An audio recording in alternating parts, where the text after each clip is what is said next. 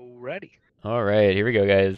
Welcome back to the Nexus Gaming Series. We have a B Division East matchup between Winston Churchill Manatees and the Reepsville Gazette going on right now. Joining me today, we have DarthZendie. How you doing today, Darth? I'm doing alright. How about yourself? I'm doing pretty good. Gonna go ahead and get right into the draft here on Volskaya Foundry. The map picks this time are Volskaya, of course, and our second map will be Braxis Holdouts. So these are some unusual, or I guess non-standard map picks for NGS as a whole. So I'm really looking forward to seeing what these teams do. I mean, Volskaya has definitely kind of come up as one of the higher pick maps for like a new map. Like of all the other ones, I think it's been the Yeah, most liked. you're right. So I've been Yeah, seeing it it's quite commonly nowadays. it's interesting to see like how the map pool's changed with how the map pool changed from season to season. So before like not many people were picking Volskaya, and now people seem to not like Sky Temple a lot. I think it's one of the least played maps. So it's Yep. just kind of fun to see the teams adjusting to the different maps here. Let's talk briefly about the two teams here. Winston Churchill Manatees currently in fourth place in Division B East. Reepsville Gazette sitting at 10th place, but Reepsville hasn't actually played too many series yet, so it's actually still pretty early in the season for them. They're going to opt to do a first ban on Phoenix. The only thing that we actually Boring. yeah, I was gonna say the only thing that we know for sure actually here is that Manatees have a very high priority on Stukov. Gonna shout out Grover here because he's like analyzed me. I'm like, you're just gonna pick Stukov, like. I've talked to him. I've talked to Manatees a lot. I played with them in season 3, so a little familiar with their style. It's a different roster, of course, but Grover's got his favorites. Garrosh ban out there obviously just doesn't like to deal with that early game pressure that he provides. That's So fair. Totally fair. It's all there's right. Duke up. Yeah, okay. Reepsville has done their homework a little bit, so I wonder, Nope. that's actually a solid pickup. I think, You're specifically. not gonna ban it. Pick it away. Yeah, Sorry. no problem. It's definitely a good pickup both just in general on the map and against, the Manatee specifically. They opt to do Mafir and Maev. I like this combo a lot actually. Mafir and being able to put the roots down and Maev being able to either zone people into the roots or force them to, be pulled. Basically, there's a lot of cool zone control that you can do with the roots and the Maev pickup there.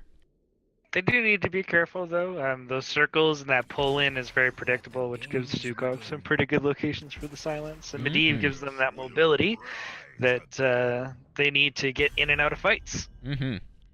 Yeah, I like that.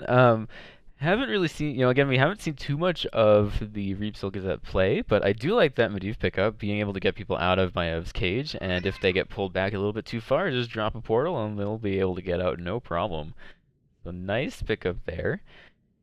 I think Displays a nice bit of confidence. yeah, Which is definitely. what I like about a pick like that. You're going into this match feeling pretty good about what the direction it's going. So. Yep. Definitely. So looking at the draft right now, Reepsville still needs to pick up their tank. They could also opt into a bruiser or an additional damage dealer if they're feeling like it. What would you go for with the bans here? Looking at these two teams. They haven't taken any tanks, so Diablo is a terrible combination with Medivh and something that you have to deal with. And Malfurion doesn't do too well against a lot of that like upfront aggression in your face. So they go opt for the Blaze as the solo laner is the other thing that they can remove from the table. I think Blaze macro is very good and definitely can give you some advantages on the map. But I honestly think I would prefer the Diablo ban there. Yeah, Blaze also, but on this map, like has a lot of sustain and zone control over the control points. I think they are on this map. The objective. So I can see the reasoning behind that ban. They're doing a little bit of a tank choke here, so I would expect to see either a Diablo or probably maybe ETC ban.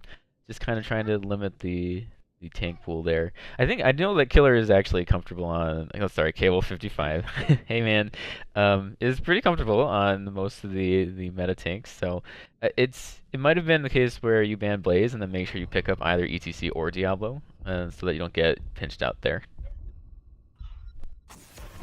Yeah, I think that would be why they wouldn't want to go for a tank ban in that particular situation because they haven't prioritized one highly in the draft. So Hmm. they go for the Hanzo, which is good to remove that, I mean, he brings ridiculous amounts of damage to the fight. Getting poked down before every engagement is a rough thing, so it's a good ban. I like it. Yeah. Hounds are definitely one of the more annoying people on this map. Just the ability also to shred the camps and pick up those items, get those mercs pushing in the top lane is a pretty big advantage on Volskaya. So yeah, I can definitely respect the removal there. We'll see what I would expect Manatees to go for a tank in this rotation along with a damage dealer. So they don't get too choked out with the tank pool available. Well, they can go, like you said, ETC, Diablo. Varian's been popping up a lot in the meta and pairs well. Also, Nubrak would be one that I wouldn't mind seeing around because he's very good at. He can isolate out the Stukov with the Cocoon and/or the Medivh. Yeah, all right, okay. But they do opt ETC. into the ETC. Yep. ETC is a bit of a comfort for K-Wolf, so Well, it is. I don't know if you saw the one of the playoff matches with Manatees, but he is very fond of Torbus starting the match in a bush and then sliding into the other team. So well, they can't see it coming. yeah, I know. He's a lot of cheeky plays like that with ETC. So we're good to see some good plays there. Still want to see the Diablo here. Yeah, Diablo's still up. I think it's probably... Yeah, there it is. I was going to say, it probably is going to be Diablo as one of the few remaining, main tanks available. Also has a good amount of interrupt with the APOC for Mosh Pit, if that is the choice. There is actually a substantial amount of interrupt for Mosh Pit here, so we'll see if the Manatees want to opt into that. Well, Earthquake APOC Whoa. is also pretty tough there. So there's an Azmodan. Didn't expect that coming out. Yeah, so I mean, I've seen Azmodan a lot on this map before the objective changes came out. When this map played a lot more slowly and Azmodan managed to get maximum stacks on the minion farms. It's a little bit faster now, so Azmodan can't quite do that as easily, but definitely having a powerful split pusher on this map while everyone is fighting over the objective is a huge benefit. Yeah, definitely looks like they're going for more of a 4-man rotation and just going to let Azmodan try to babysit the lanes for them. I would expect that, yep. Diablo, but they're going to have to be afraid because that I mean, Medivh, Greymane, Diablo, Thrall is a ridiculous amount of aggression. Yeah, I'd expect Thrall to be the person up in the top lane, with the rotation being Medivh, Stukov, Diablo, Greymane, which again is, yeah, that one's scary. This is fun because both, I know that Manatees like to do their team fights and their big engages, and they definitely have that on their side. But at the same time, Reepsville also has a pretty solid team fight going on, so I'm hoping to see some fun team fights on this map.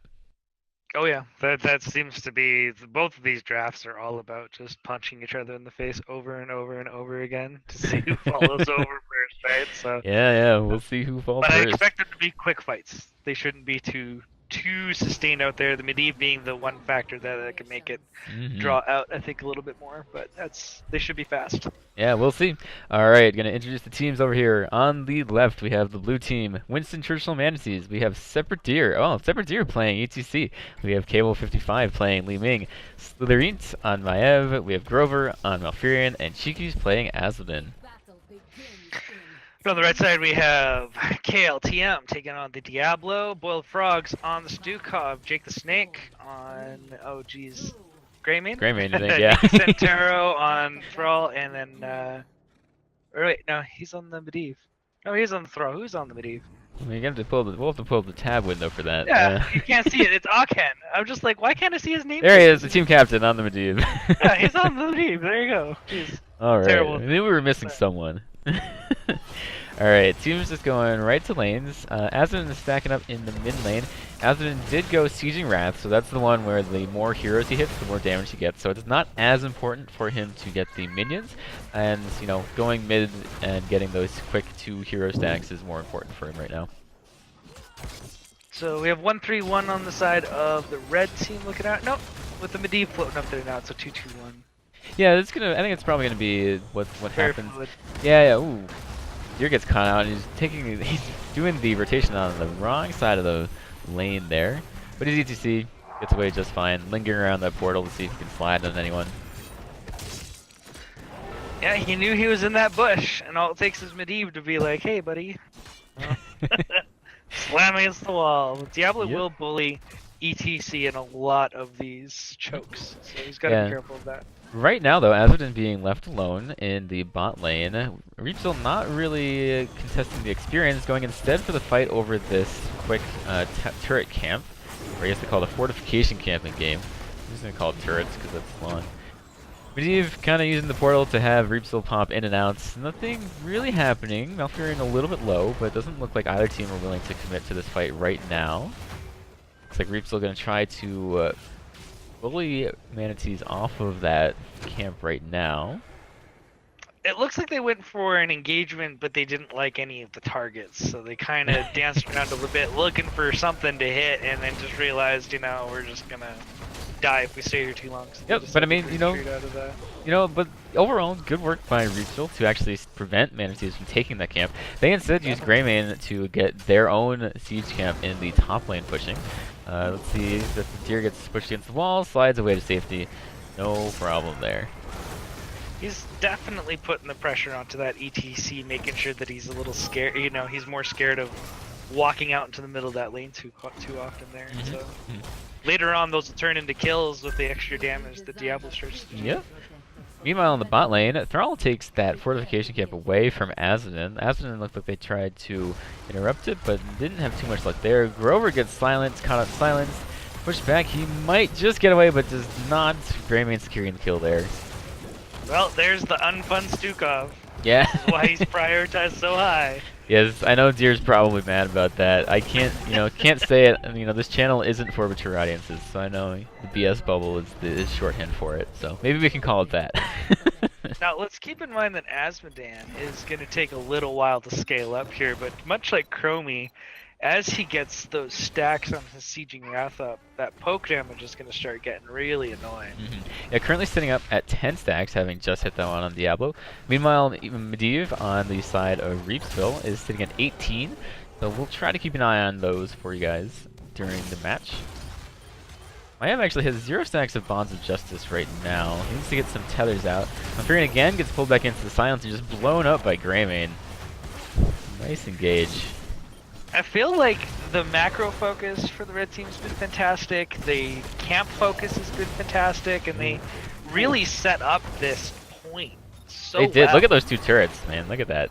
Just and they setting just up on the point. They just baited them into a bad position and really put the pressure on. That was well done by them. Yeah, definitely. Manatees will have a chance to re-engage potentially when these turrets expire, but I think Reepsville is soaking the bot lane right now in an attempt to get level 7. So Manatees probably looking to pick up some XP or do a quick engage here. I don't know what they're going to opt for. Look at Deer's going right on the point, so they're going to try to fight, but this is a little bit of a dangerous situation because Reepsville's going to hit 7 right now. That soak from the Thrall in the off lane has just been getting way away from the Manatees. We're now in overtime on the points. The Maiev tether's coming out. Diablo and Thrall doing a great job of not getting pulled by that, but the roots land on Thrall. Nice damage coming out from KO55 on Li Ming. Manatees actually get this point back. Without the towers... Yeah, we have a... Yeah, without the turrets down, they're able to get in and take control. We do have a tap on the side of Reepsville, though, and that basically leads into that, like I was talking about, ETC really needs to be worried about these corners here. He really can't be caught on those angles like that, or they do have the ability to burn him down. Yeah, they do indeed. That was a nice, combo with the Diablo and Thrall. Diablo threw Thrall back, and Diablo threw ETC back, and Thrall managed to get the root on him, so ETC was unable to slide away, even though he wasn't really silenced in that fight. And this is kind of harkening back to what I was talking about with the Diablo pick into the Malfurion. It really becomes difficult to, keep a target alive when that much burst damage is put out onto a target. Yeah, it's definitely one of the weaknesses of Malfurion as a support, just the difficulty that he has when, it looks like a little bit of pathing error with Azmodan there. I don't think Cheeky's wanted to go back around. I think kill him, but I think Cheeky's is safe. 200 health. Yeah, it was a little dicey. That machine gun from the Protector doing work. The tether on. They can just get the well with this. It'll be good, right? We'll see. Manatee's doing a good job of burning it down. I think they're just going to go for the experience from the walls. So I can, one of the things that you want to do, if you can't quite get a fort with the early protector, is you want to get the walls so you can get all the XP that you can from it. Reepsville is doing a great job of soaking all the lanes, Manatees as well, so with Separate Deer matching Greymane in the bot lane. But, you know, this is okay. Alright, Manatees are going to pick this fight. They're going to back off with Medivh threatening the portal. I mean, level 10 is almost here. They cannot really take this fight. Yeah, but they might want to anyway. Separate Deer going in. It looks like Maya trying to get the tether. Knockback kind of drifting that. Thunder goes out. Doesn't really do much of anything right now, but Deer is in a little bit of a tough spot with the portal getting the team right next to Manatees. As you were saying, Malfurion just gets blown up, thrown back by Diablo. The return kill on Greymane. Nice work by Manatees to pick up that return kill, but man, that Diablo just has it out for Malfurion right now. That Greymane was a little greedy in that particular situation. But talking about like the burning like any of those ults in this particular situation, when you have a 2-level lead like this, why not? Just use them. Yeah, even if it gets you one kill, that advantage should be abused and used at any time. Yep. So Manatees down level 8 to level 10. What they need to do right now is make sure that they get enough XP to hit level 10 before the next control point phase, so that they can actually contest this protector. If they do that and Reepsville aren't 13, they're gonna have a good shot of taking everything on an even Palantir fight. So looking to see that happen. Reepsville is cloaking all lanes right now. Manatees opting to pick up the turret in the bot lane to make sure that they have a little bit more pressure on the control points.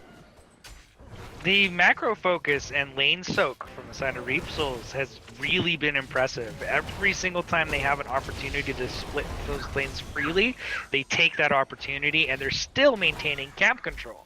So yeah, that type of macro play really puts you ahead and is going to make this very difficult for Manatees to really mount a comeback in their early game. Definitely. Reepsville is playing the map really well, as you said. They also had that, Greymane was able to get those camps really fast, so he's able to get these siege camps like in no time at all before the Manatees didn't really have time to respond. And it doesn't look like it's that the Manatees has done a good job of responding to those camps, so it hasn't actually gotten any fort damage done, but still, takes them out of lane and can cause them to lose a couple waves of minion soak. Well, and I don't think the siege camps are really the big deal on this map anyways. That item control is this flank though, this might be a big overextension. Medivh is their only chance to get out of this. Apocalypse comes out. See it. Here comes the mosh pit on 3 people. Mosh pit. 4. It was a 4-man mosh pit. Nice work there. Yeah, that's one of the things, right? It looked like they actually got all the people that they needed to. Cable goes down. A little bit too far ahead, but I believe Skill in there getting that kill. Yeah, we'll see if he gets out. Root's not quite landing. So Greymane, the only one who gets out of that fight alive on the side of Reepsville. So that's actually a 2-for-4 trade. With Manatees being down in that fight, I would definitely give the further advantage to them. Getting those that comeback XP from all those kills puts them really closer. Yeah, not quite. The macro control from Reepsville keeps them at level 13 when Manatees still have 12. But definitely closer back into this game. The control over this objective point is definitely in favor of, and both teams it's not like it's one advantage over the other with both of those fountains still up, and the item control did fall a little bit there because of the loss of the healing pulse down in that bot lane engage and that overextension. Alright, Deer laying down the it'll be interesting to see if they can get in here on this. Yep, Deer laying on the turret right now, getting some poke damage. Yeah, we're gonna walk up and try to take it out. Manatees zoning Reepsville off of his points. Nice damage onto Medivh. Medivh actually did not complete Master Touch. I'm looking at the stacks now. He actually only had probably around like 35 stacks when he died. Oof. So he's back down to 6. Oof, doesn't that hurt? Yeah, wow, man, okay. 35 stacks is rough. Yeah, Manatees managed to take the Protector before Reepsville get a chance to go in, but ETC goes down as he didn't get a chance to get in the Protector, it looked like, with the silence field and everything going down there. Now, so, the trigger on that was really quite quick, and I wonder why they didn't pull that a little earlier. Was it a cooldown issue, do you think, or they just I'm not sure. delayed too much there? I'm not sure. I wasn't really looking at their cooldowns too much. I would have expected something like a ley line to come out to try to, if people are in stasis, they're not on the point, so it would not have been able to complete. But, I'm not sure why they waited to take that, but now that they did, it's going to be a little bit more difficult for Manatees to, push in all lanes. You're still going to get a lot of damage on the walls, but it definitely slows them down a little bit. Protector actually only has 30 seconds left after having to, walk back a little bit with losing ETC. I get the idea of going for the bot lane forts and getting rid of that well for the looking forward towards the next objective, and it looks like they still will manage to even out the experience, but I wonder if they wouldn't have got a bit more value out of taking the top towers first. Well, but they have this seems Azadin. to be working out for them. Yeah, they have Azadin in the top lane. Thrall is going over to Mash. We'll see if Thrall's actually able to get that kill. Look at that. We'll watch that top health bar to see how much trouble Azadin's in. Looks like he's in a spot of trouble, trying to walk away, but Thrall is Wind Fury, so I would expect that to be a kill on the side of Reepsville, and it is. I think that was no, unless he terribly misplayed, that was a no doubt that was going down. Yeah. Alright, well, teams moving to both collect the turrets. I believe that, Reepsville actually held on to their turrets, so they're going to have 2 for the next, I keep wanting to call them beacons, but they are, like, control points. Thank you, Overwatch. So, they'll have that for the next control point, and we will see if they opt to use it in a fight or just kind of hold on to it and try to get an item advantage there. And here's the crazy thing. Reepsville has still managed, through their macro play, to maintain that level lead. So they have 16, and now can force more map control going into the next objective. And in the bot lane, yes, they do have a fort above them on the side of Manatees, but there's no well, and that fort is, it's more than half health dead. Greymane gets 3 auto attacks in there. That was kind of funny. Sephiroth actually walked in and took the camp, but didn't actually pick up the item. That is a 3-man mosh pit, interrupted by Stukov basically immediately. So actually, it looks like did the healing pulse go down, or Diablo gets taken out? I don't actually know. Looked like it went down but got destroyed. Used in the early part of that fight. Nice lane line onto 4 people, getting the disengage that needed, but Thrall gets picked off by a nice orb from Li Ming. That was kind of crazy. Li Ming mosh pit resets with Maya. That's typically how those chokes are gonna go if they don't have reasonable ways in which to deal with that setup. They almost did. Even a half a second, even a second stun like that on 3 people is enough to turn a fight. Yeah, they almost got out of that with the Stukov interrupt, but yeah, as you said, just half a second behind, letting Li Ming get, that one reset she needs to just pop off. So now, Manatees always, never afraid to pick a fight down a talent tier, so they are gonna go ahead and claim their prize of the top fort pretty easily here. Again, and that macro advantage is gone at this point, so now it's even Steven. Yep, I'm going to bring it back to that macro point right now. As you said, I was about to talk about before that team fight broke out. Reepsville actually had a 4,000 XP lead in minions alone, and that's what was given them. That is like a single level, so that's why they're still even in this. Manatees actually gained the XP lead back with the hero XP that they got. So Manatees up actually around, looks like 3,800-ish. On the side of the hero XP, so it just kind of showed what both teams want to do, Yeah, and we're back to even Steven right here. The structure lead for sure on the side of Manatees, but one bad fight, and this control point in the bottom is the absolute worst for this. I've seen so many teams throw on this map. I hate this point, but look at how many turrets. Look how many turrets. Reepsville actually they didn't pick that one up because the people who took the camp already have turrets. So, wow, both teams actually have 2 turrets. Looks like Diablo gonna go back and pick that one up real quick. So it's gonna be, everyone's gonna be Gazlo, I think, on this point. Exactly. Oh yeah, for sure. Rawls already set his up. Manatees have their ultimates back up. Both teams have their ults, so.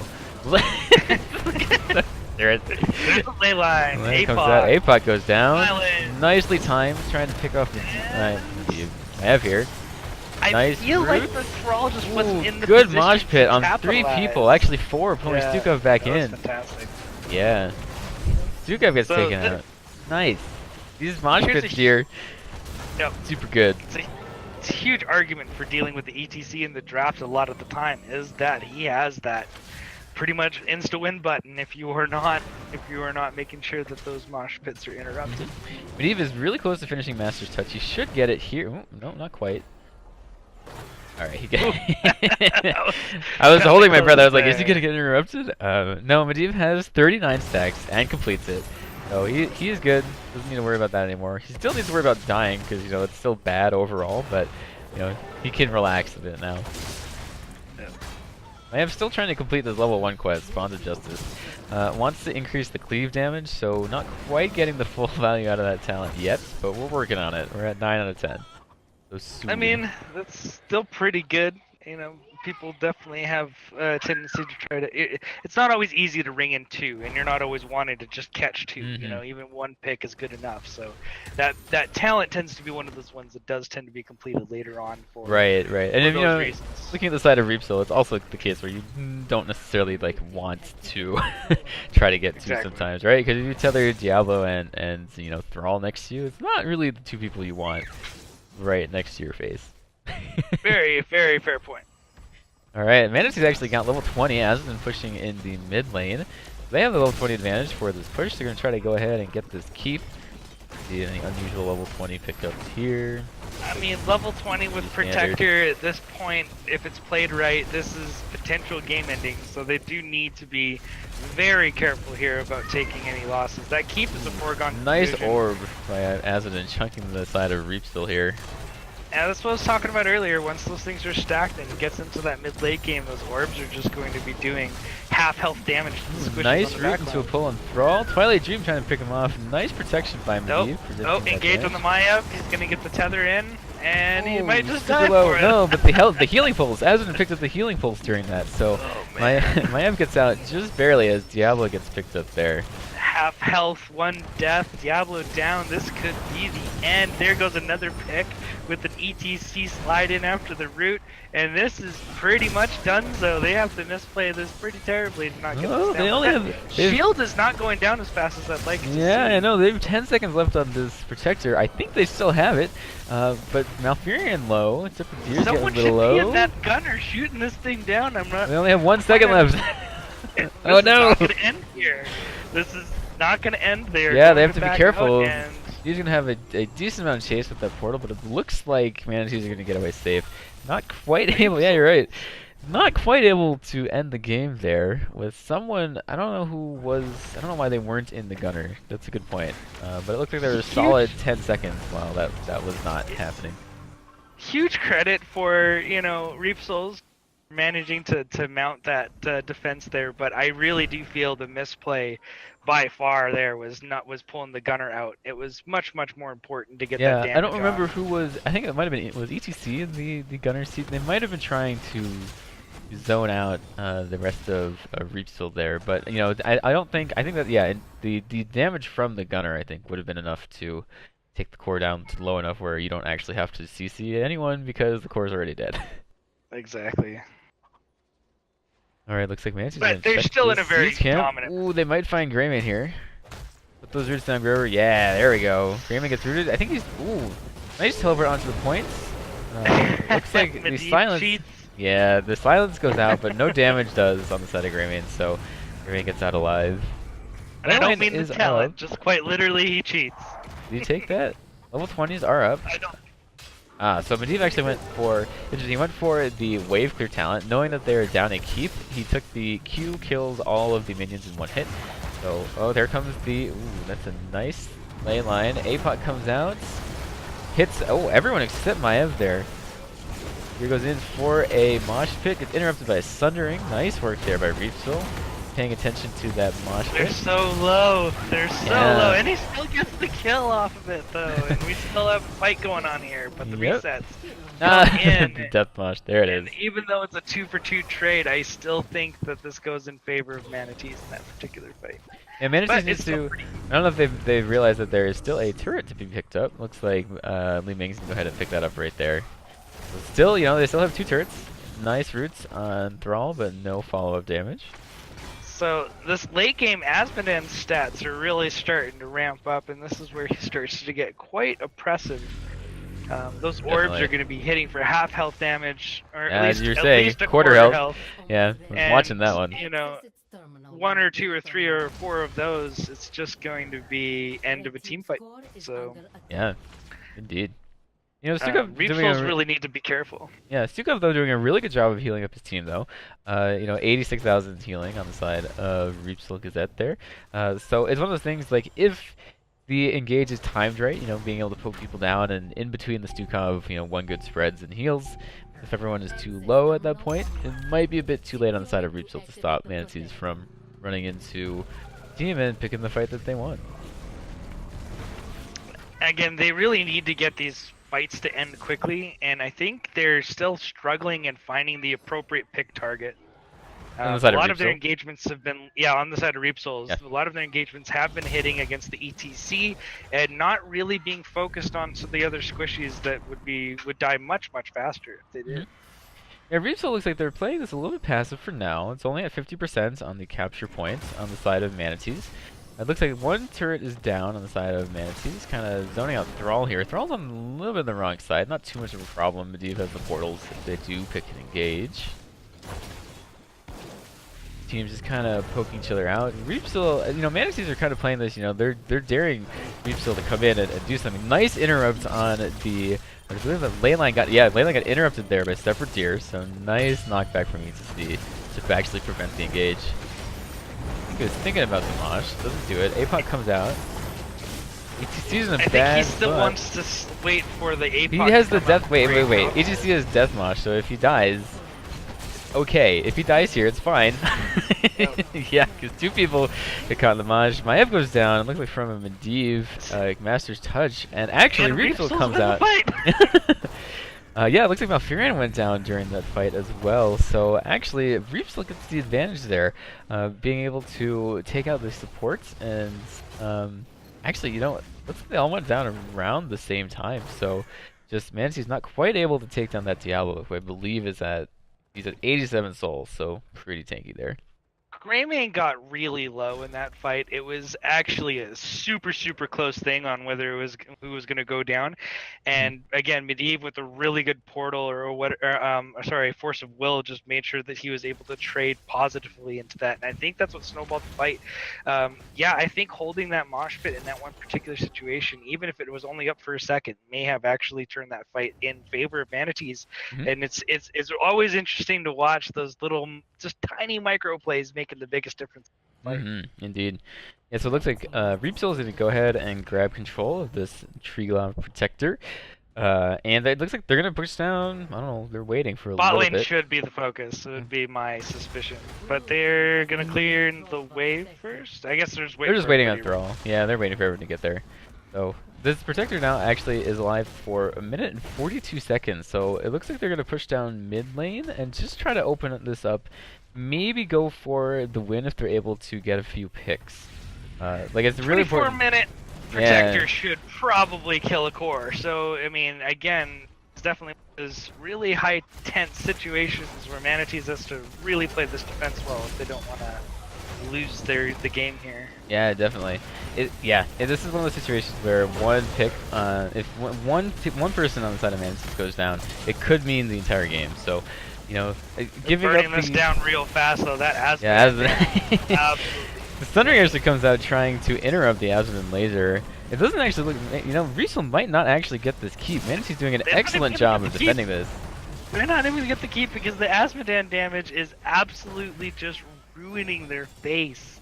And I mean, it's not. That's not really the only thing here happening either. Because there comes the APOC. But look at that, 80,000 damage on the ETC is in a lot of trouble here. You're getting silenced and just blown up. There's the death mosh on 2 people. Death metal. But you know, no one. No one on the side of Manus is really there to capitalize off of that death mosh. They hit every single wall of that Warden's cage. Everyone.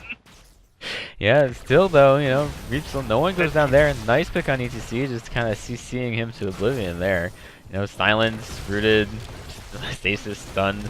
It's like everything came out there to make sure that pick happens. And Malfurion goes down. Good engagement, but that's a dead Grand and Diablo because they were caught between 2 forces. Yeah, that Asmodee orb is doing, you know, as you said, like a third to a quarter of the health pools there. but the keep does eventually go down. They do need to babysit this core as we have 3 catapults in the bot lane. Yeah, Asmodee just getting the His dismount with that damage orb. is retarded. It's 192,000 on the siege, 89,000 on the hero Ooh, damage. the upgraded knockback on Li Ming. Experience. Yeah, that upgraded like Orb of Force on Li Ming. It's just knocking Thrall back into the team so that Manatees easily get that pick. That's really big advantage for Manatees. That's a staggered death on the side of Reepsville. Thrall is down for 52 seconds in this 26-second game. I mean, they should just walk Asmodee bot in the next like catapult wave and end the game. Yeah. I mean, the amount of damage he does, why not? Yes, definitely should. We'll wait to see that again. Has to be careful. Oh, Okay, lane line only hits Asmodee. Asmodee. Nice knockback by Stukov, preventing the Manatees In from fact, engaging I further. would have preferred that Stukov used his flailing swipe for a lot of those disengages, rather than using the ley line there. Right, because they're in charges. He has a second one available. Exactly. Just a slight there, like, you know, ultimate probably should have been used in a different sequence. That could cost them later. Potentially, yeah. We shall see. Because now they don't have, for 50 seconds, APOC leyline combo, which is what they've been relying on a lot of the time here to start these initiations and secure those kills. Mm-hmm. Yeah, that's one more interrupt down on the side of Reepsville for the potential mosh pit. You know, we could also potentially see a suicide mosh, you know, just kind of going into everyone and making sure that everyone focuses ETC down, and then the death metal setting everyone else up. But Manatees on the side, of course, just trying to maximize their experience gain. They're like, you know, 1 keep's not enough. Let's get all 3 so we can get that awesome XP.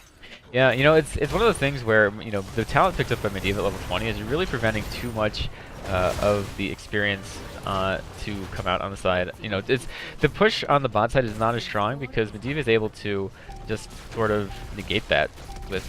So let's talk about that lost keep there. So do you know what the reason was and why they lost that right there? I don't know. Walk us through it.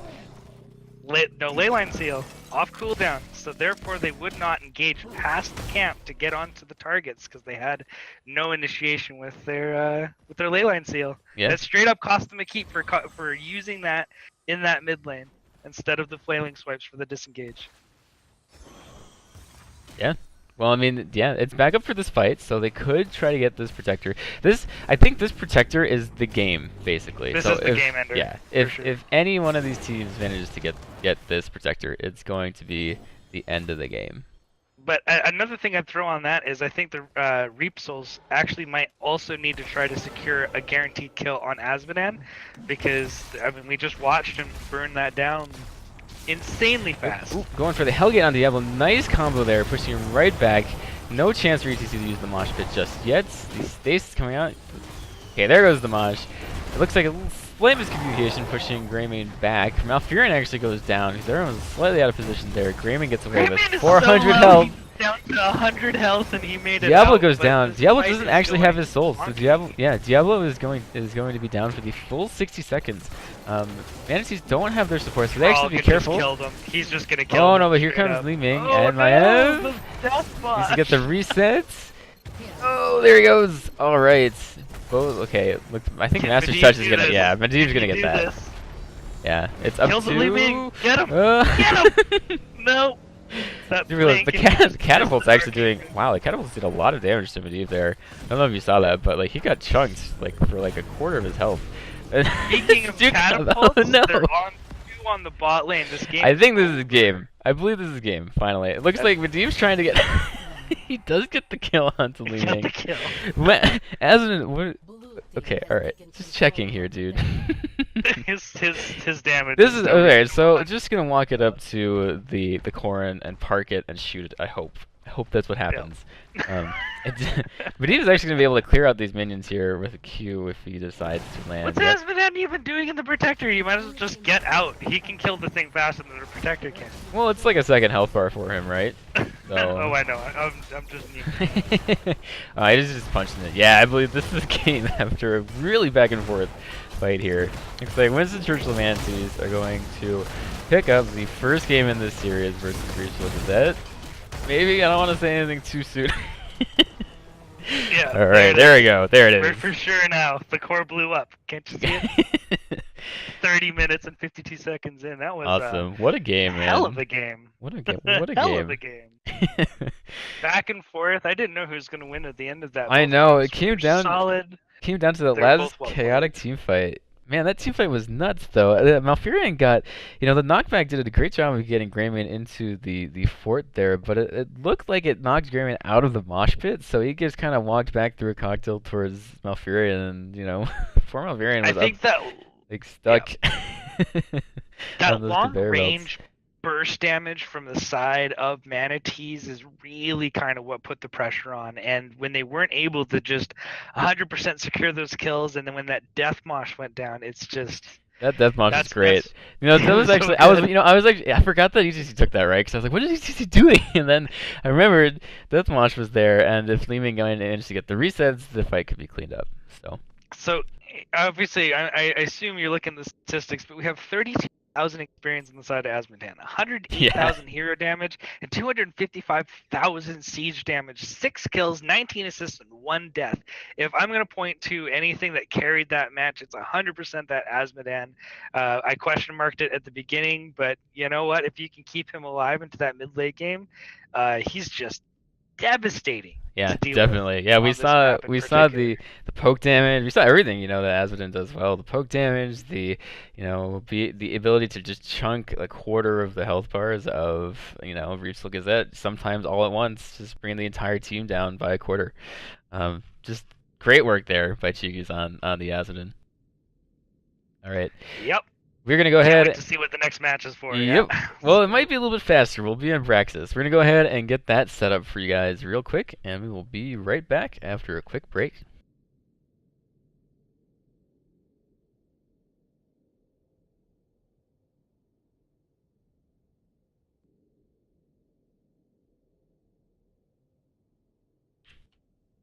All right, everyone. Welcome back to Game 2 of Winston Churchill Manatees versus the Reepsville Gazette. We are on Braxis holdout for this game. Manatees took that game after a very long, drawn-out fight on Volskaya Foundry, so we'll see if they're able to speed up the game on Braxis, or if, they'll just kind of slow siege and eventually win the game with their specialist pressure.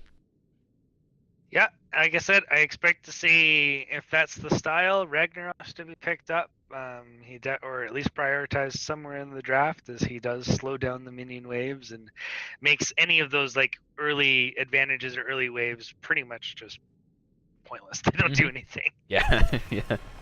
So there's the Garrosh ban, sticking with just what they did last time. Again, trying to deal with that frontline control. Yeah, I understand that. It's also one of those things where, if you're trying to make rotations and someone just happens to get, pulled out of line by Garrosh and thrown back into your team, it's really nice to. Garrosh has a lot of that sort of like pick control and a lot of beacon control as well, because you're trying to control that tiny little space, and Garrosh can just walk up and, suddenly you're on the other side of the wall and dead probably. Well, and he's an expert at standing. Yeah, you know what I mean? It's true, yeah. If there's one thing Garrosh does well, it's standing still, so difficult to move him off the point. Nope. So let's see. Is it another boring Phoenix banner? Or are we going to see something else here? Sorry, I'm just looking at the chat real quick. Cheeky's comment about that last game was, I just learned Asmodan today, so Yep. Doesn't show. Well, it looks fantastic. Yeah, it looked good. So, alright, it didn't. Didn't like that Maya from last game. I don't know if that was, I feel like Asmodan was maybe the. There it is. Well, displacement probably had a lot of effect on the setup potential. Yeah, that's true. Did most likely draw out the fights to quite a bit of a degree. So we probably were under highlighting the effect Maya was having in the team fights. That's true. So Stugov first pick, because that wasn't happening again. Yeah. Well, that's again the comfort pick on the side of Manatees for sure. Grover finally able to show his stuff on Stukov, expecting great things from him because I know it's his favorite. So another interesting pick here for healer could be Alex Straza. Oh, But potentially, there's yeah. the Phoenix, which was left up, and the Malfurion, so we won't be Okay. seeing it. But I like Alexstrasza because the trait, again, is one of those things that can just straight up siege in or deal with it. But again, you're putting a lot of your eggs into just Alexstrasza, and she has enough glaring problems that I think the Malfurion still ends up being the safer and wiser bet. Hmm. Yeah, this is one of the maps, aside from Infernal Shrines, where I think Alex does pretty well. I guess we won't really talk about that for too much longer because Malfurion was picked up on the side of Yep. Reepsville. But yeah, just being able to control that point. Malfurion also has a decent amount of control, just being able to, if someone is standing on the point, just being able to use the roots to zone everyone off and set up the kills for his team. Oh, again, he's got fantastic sustain. On the it's point, one of the things that you need on this map, definitely. That's what helps. Mhm. So, double support is also very strong on the map, so it is one of those things that we could potentially see. All right, ETC coming back out. Separate Deer's probably playing that again. See what they want. Comfort pick, it's effective. It was winning them fights. It was Why not? It was pretty terrifying last game. I think the only mosh pit I saw that hit less than 3 people was that one up in top lane where it just got like Diablo. Yeah. But no, that still was a 2-man mosh. yeah, we'll count it as 2. Yeah, we'll count it. It initially got Graving, so. Yep. Gul'dan picked up as well on the side of Manatees, so Gul'dan, of course, is really good on this map. Yeah, super good. The amount of wave clear and just damage that he's able to put out on this map is just insane. Gul'dan's also the last thing. Yep. So go ahead. The last thing I ever want to run into, typically, especially in the early, is power slide into silence into corruption. Yeah, it's just true. Not a fun combo if you're squishy, and Phoenix is definitely squishy. Yeah, gotta look out for that for sure. Gul'dan just, the long drawn out fights on Brax's holdout make Gul'dan's damage over time incredibly powerful. Because you're always trying to, get position onto those beacons and gain control over it. So if you're just able to put out like constant damage over time, like constant poke damage, it really makes it difficult for teams to really stay and contest those points. Well, and Gul'dan of all the mages in particular has the best self-sustain because he's self-sufficient. With a little bit of healing help, he can just sit there and spam Qs and Es all day long without anyone stopping him. And that's a huge advantage on this map in particular. Wave clear is a huge advantage on this map in particular. And there goes the Diablo ban. I felt like the ETC wasn't liking the pressure he was feeling. Definitely not. Could definitely contribute. A lot of those initiations and team fights were started and ended with Diablo. So yeah, good ban. Yeah, Blaze banned out on the side of Reepsville. Blaze a real solid solo laner on this map. Definitely one of those people that also, again, good at having good zone control. We talked about this, it's kind of the same thing. This map's actually kind of similar to Volskaya in that you're trying to gain control over these 2 beacons that eventually charge over time. So, definitely can understand that ban. Blaze also a real good solo laner on this map. I can absolutely respect that. Absolutely can hold that in. Of course, we could see a Rexar, coming out on the side of Reepsville here. That would be awesome. But we'll see. Taking their time to pick their next 2 picks. There's the Sonya. Nice pickup here. And Stitches. So that answers my other question I was going to put up there in all the hypotheticals. Is Phoenix solo lane? Mark. Maybe. All right, there's Zagara. Okay. There's Zagara, as you were saying. Yeah, so just a little. Too terribly into Zagara though, so this might not be the absolute best trade, I would say, especially as you get into the kind of past like level 4 and 7. Yeah, maybe, but I do know that the Manatees do like to run Zagara on this map, and it's a comfort pick, I think, for I think it's Cheeky's probably going to be on the Zagara, so I think that lane's going to be pretty even, but I don't know. I think you're right. I don't know if anything crazy is going to happen in that lane until the rotations start coming out and the teams start trying to get control over both beacons. We'll see what their last pick is. Yeah, that's why I think this last pick's super important. Is it going to be a mobile-based assassin that can bounce between the 2 lanes and make sure that Zagara does not inherently end up losing out? And I wonder if that's what we'll see. Genji. Yeah, there it is. I was gonna say it was probably one of those assassins is probably gonna be Genji, right? Being able to just quickly rotate between the lanes, make sure that Zagara is protected when she needs to be, and basically just be able to harass the backline like almost constantly. Yep. So this is whenever you see a Zagara strategy, it's typically what you want to do because she is so gankable in that lane. if you have a mobile assassin like Genji, you can make sure that you are the one applying the pressure into the solo lane as opposed to the other one. There's Hey, the this is something Zarya! that you mentioned to me before draft. So tell me about the Zarya pick on this map. So basically, especially with a really beefy frontliner where you can almost 100% guarantee like full energy stacks, she can just from the start of the early game just start sieging up on those forts continually. And if you do not have an effective response team to do with Zarya, she will absolutely destroy you. So this is going to be a interesting match. We saw how close it was last match. The drafts were very even. I feel actually very much the same way here too as well. I really like the direction they're going into. Yeah, So I actually think that this is gonna be hype. this is gonna be I think one of the slower Braxis holdout games unless one of the other teams one of the teams manages to get an early advantage.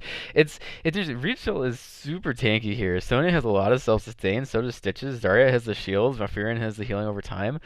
It's gonna be I feel like it's gonna be difficult for Manatees to get that team low enough to actually take some engages. But Gul'dan, it's interesting because Reepsville has a ton of health, but also Manatees has Gul'dan and like Genji to get the finishers off of the damage over time. So it's gonna be a good match, I think. The biggest fear I have for it is the early game.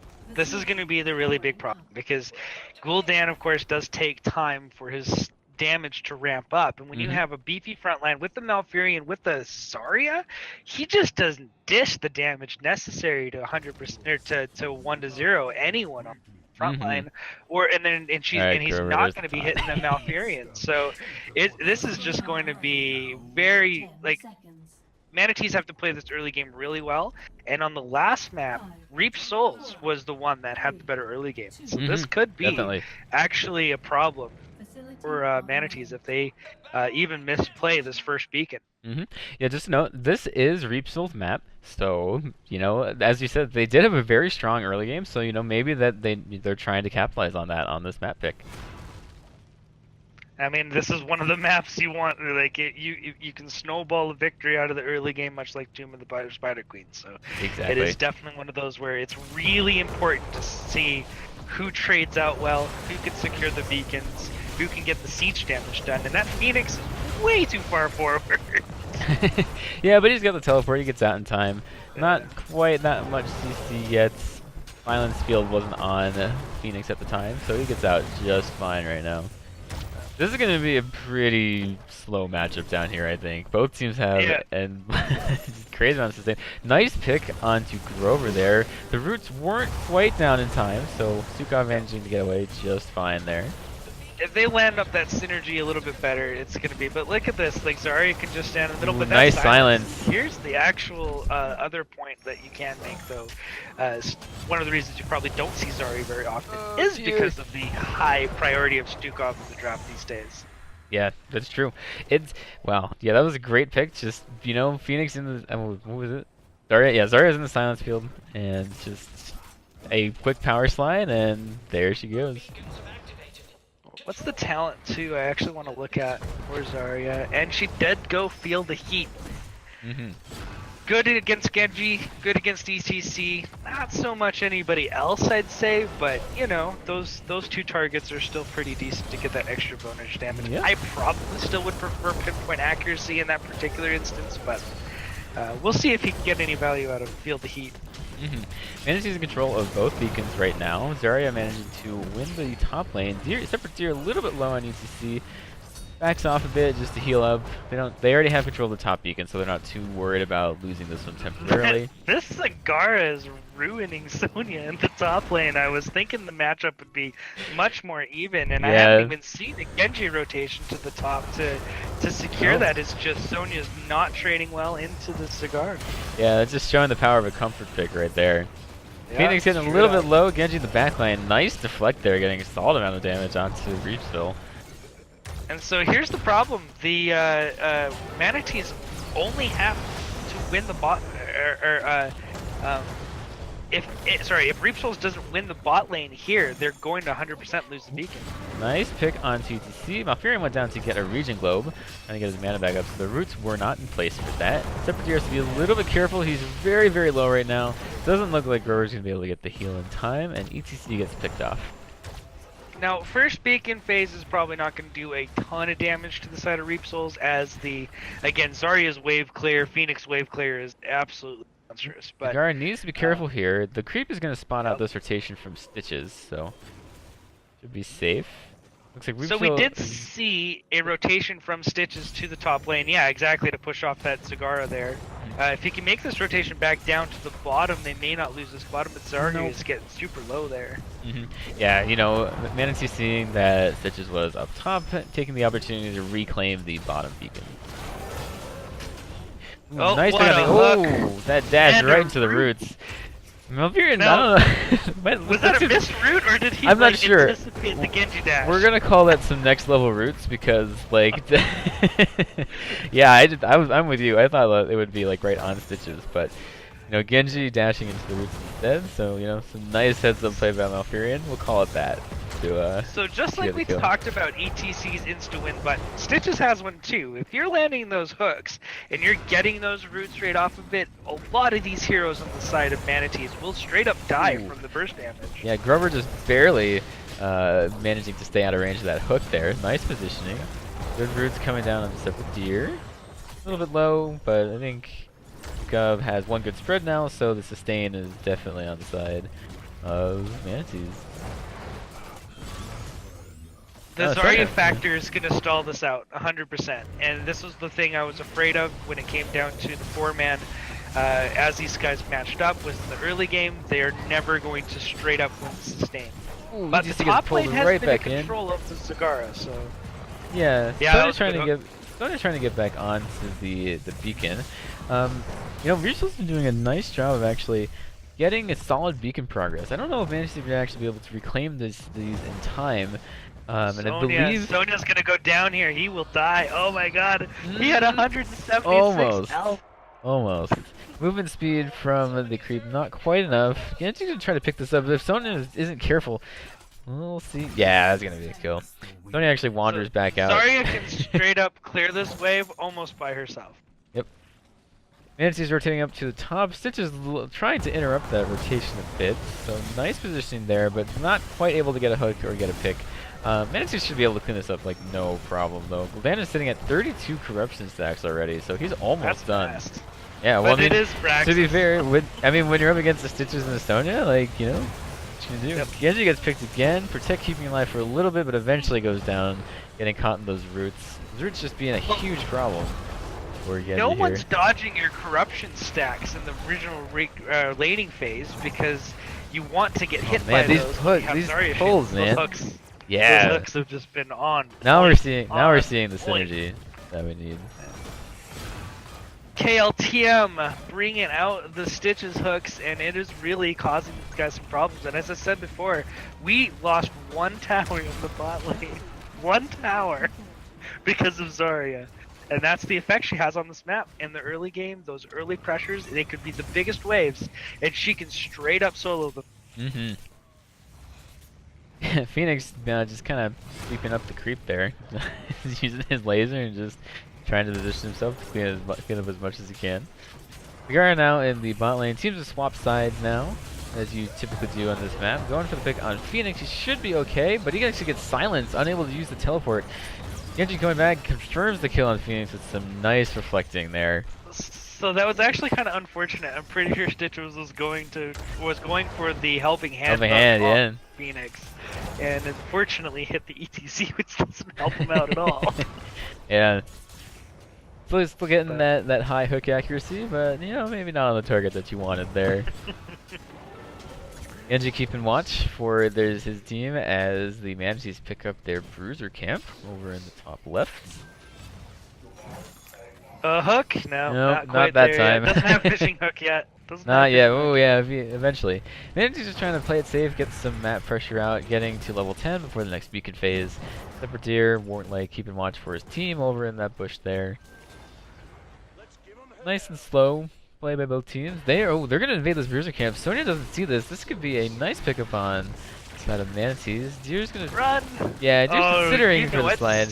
But you know, those towers there in the middle are not something you really want to like take the engage under, especially at level 9 and level 10. So. That's a fair point. But he did have Stukov there, so I don't know. I think he could have made that point. Yeah, okay, interesting talent here by Stukov going for the long pitch, which increases the weighted pustule distance instead of the typical, like, use the silence farther away. It's probably just a personal preference there. Yep. I think I like it. You know, either of the talents works just depending on what you're going for. I expect Grover to pick up the root at level 13, demonstrating his Stukov skill there, so looking forward to that.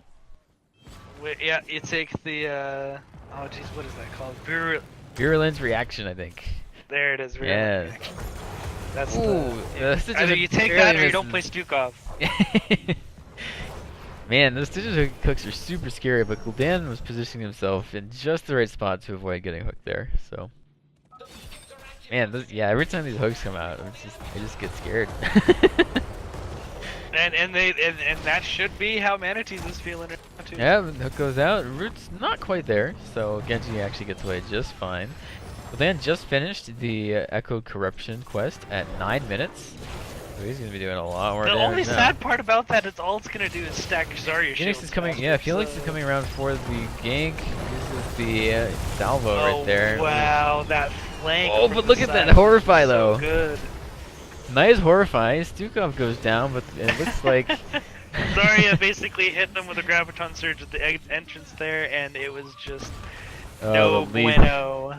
Yeah, Genji can't dash if you just sit on him, so. No. Again, nice we didn't have fight. the camera on him for very long there, but Zarya was just absolutely ruining right under the towers. Yeah. Yeah. Nice fight by Reepsville. Again, showing that they're very strong, like early and early mid game strength. They have control of both. Boss? Yeah, it's boss, and they have 40% on the beacon progress. Goes out, again, kind of flexing those macro muscles some more. Like they definitely really don't let they don't sit idle long, and they definitely go for those objective. Yeah, definitely like that boss call. Anything on the map, yeah. That was very good. And they'll have 13 here, and well before Manatees is ever going to get it. And this is the danger area where this map can really start to snowball against you, especially now that you have Zarya.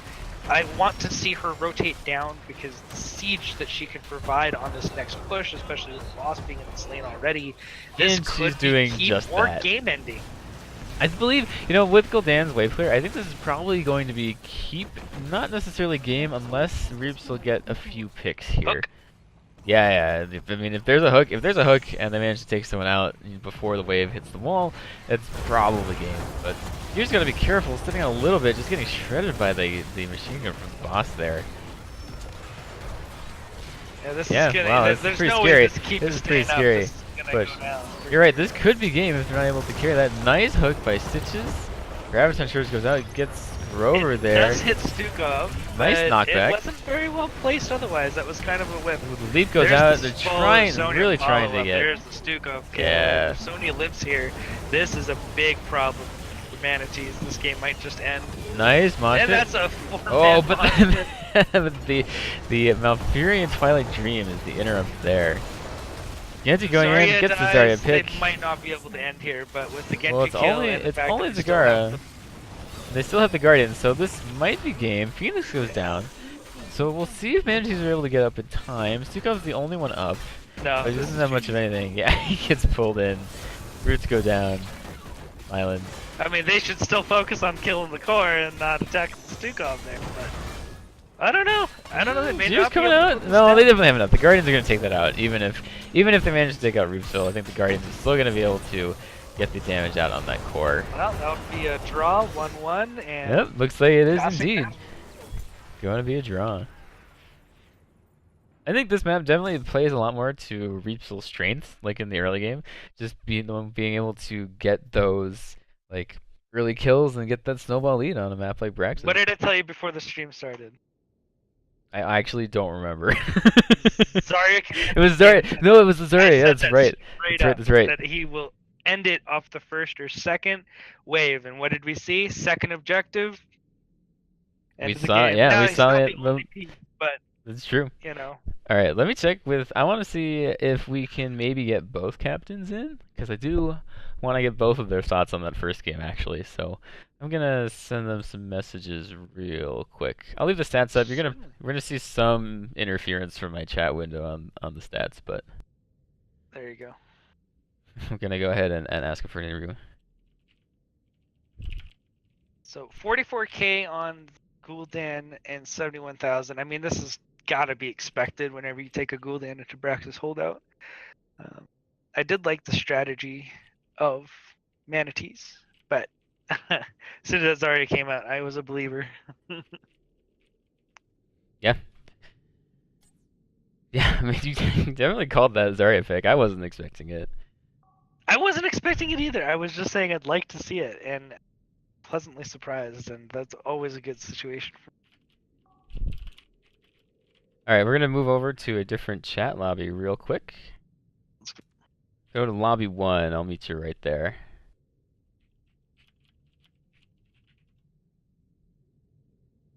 All right, gonna go ahead and try to get an interview with both the Manatees and the Reepsville Gazette here. Hopefully get that in a little bit. Go back over to the stats. We'll see when they show up. But yeah, I mean, definitely, I think they're That both. was a good I think, match, guys. yeah, smart map picks by both teams. I think I really enjoyed that.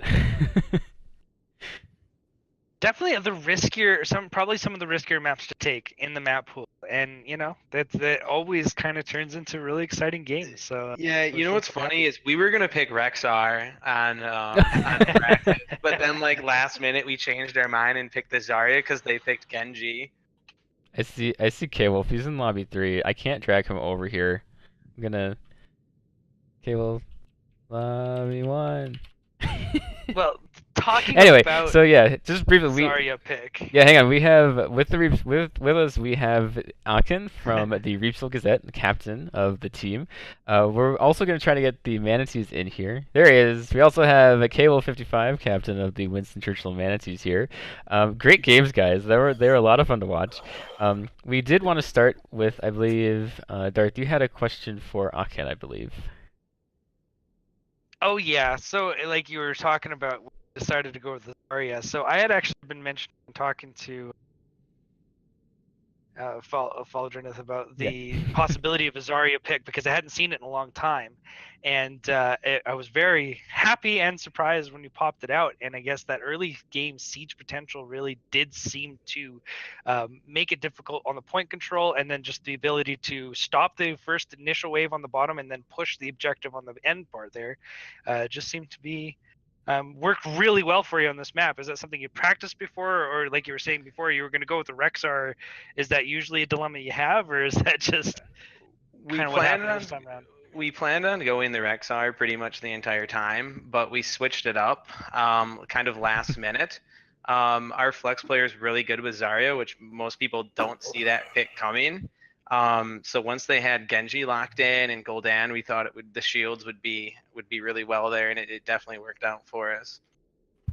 Yeah, definitely. Yeah, so yeah, tell us a bit. I guess tell us a bit about K-Wolf, the second game. We actually thought it would be, when we were talking about the draft, we thought the game would be a little bit slower, with the wave which you guys had from Gul'dan and Zagara. So like, talk us through like the early game. I think was really solid by you guys. So talk us through what the thought process was for that map. I mean, we wanted to fight. That's all we wanted to do. We knew that they were going to scale harder. So the thought process was to dominate the top lane and just make their sole focus the bot lane. We had great combo set up with Deer and Sylv playing a good Gul'dan today. just Yeah, go in our favor today. Yeah, that's fair. Talk us through the first map, K-Wolf, about that Azadin pick. We really liked it in the end. We had some question marks, but Cheeky just really pulled through on it. So was that something that you guys had planned specifically for that map, or I haven't seen you guys do that before, so. We were talking about it earlier today, and what we wanted to do. So what we wanted to do is we wanted to fight around objective, but pull one of them away so they're always down a man. So Azmodan does that a really good job. Split pushes with her trait, making sure that, hey guys, we have to go. One of us has to go clear bot lane, or hey guys, one of us has to go clear top. And objective's bottom. You know what I mean? Always keeping the split push up and running. Were you confident that you were going to get to the late game and get that Asmodan to really start putting on that pressure? Because in the early mid game, for sure, Reepsville had the macro advantage, the camp control, and a lot of the initial engagements went in their favor. Were you just really trying to just damage control for most of that, maybe grab it a point if you could, until you got those stacks done, and then you could start ramping up the damage? Or is that just kind of how it ended up going? I would say a little bit of both. I mean, we didn't go in the mindset like, oh, we're going to lose the early game. Like, we're just going to feed our asses off, and then all of a sudden, of course not. But no, I mean, we had the mindset. I mean, what Volskala Foundry game doesn't go past 20 minutes or past level 20? Right. So Exactly. I mean, it's always a late game team fight. So that's what we're trying to go for. Yeah. Also, I can talk us through the how did you guys actually had a real solid map control in the early mid game on Volskaya, as we mentioned. Was that just kind of just the team was just really well coordinated, or is that kind of a response to the Azmodan pressure that was being put out? It was definitely a response to the Hazmadan pressure. I mean, we knew we had to be on top of it because of that, and I think we played really well in the beginning. And then the ETC moshed us a few times, and those are so good. That really just those team fights, we lost like 2 team fights. Well, we lost the one, and then I think after that they caught up, and then the second one, and it was really back and forth. That was a really good game, but it was pretty difficult once they got the last fight, that death mosh was probably the reason that it turned against you. So it was a really close top fight on that last control beacon, and it was very, very, very close. But that mosh pit was definitely that death mosh was definitely that one thing that seemed to clinch it out there at the end. Oh yeah, and it was even close then because it ended up being only one person each alive besides Diablo came back at the end, but they won the objective, so it was like he could just go in and push it. But it was really close back and forth. It was a fun game. Super entertaining match. It was a pleasure to watch. 30 minutes in, and I was still just not sure who the heck was going to win at the end of that. Yeah. My last kind of point would be on definitely the Braxis game with the top lane matchup where you had the Zagara and the Sonya. Sonya was really having a hard time against that Zagara play, which traditionally I didn't always think that would be the typical trade. Is that just a straight up just showing comfort skill on that? Is Jake maybe just a little not sure about his own matchup in the lane against Zagara? And I'm what do you think happened there?